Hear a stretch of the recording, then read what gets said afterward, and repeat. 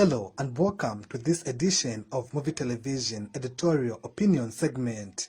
Former President Edgar Lungu was gun blazing in his interview with journalists at his residence in Lusaka on Tuesday, pending investigations over 15 flats owned by his wife Esther.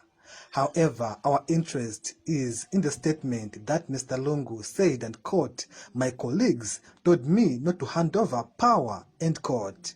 According to Section 16, Subsection 1 of the Transitional Period and Inauguration of President Act Number 32 of 2016 states, and quote, "The outgoing president shall immediately after the president-elect is sworn in hand over the president the following instruments of power and authority: A. The Constitution, B. The national flag, and C. The presidential standard."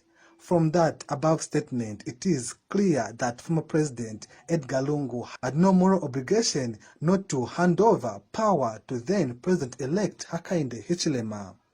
We say so because people overwhelmingly rejected his presidency and the Patriotic Front style of leadership by a landslide which no one could question. Further, it was not Mr. Lungu's will nor his senior party officials' will to hand over power, but it was clear that it was people's will to make him hand over power to now President Hakainde Hichilema after being shown the exit door through the ballot.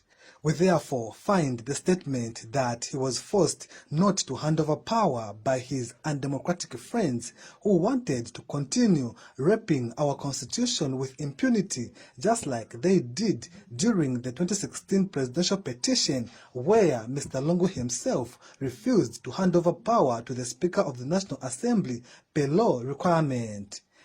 However, we are not short of applauding Mr. Lungu for saving himself the embarrassment of being forced out of State House like other African leaders who refused to hand over power, such as Laurent Gbagbo from Ivory Coast in April 2011 and Yahya Jammeh from the Gambia in 2016 when they respectively lost elections.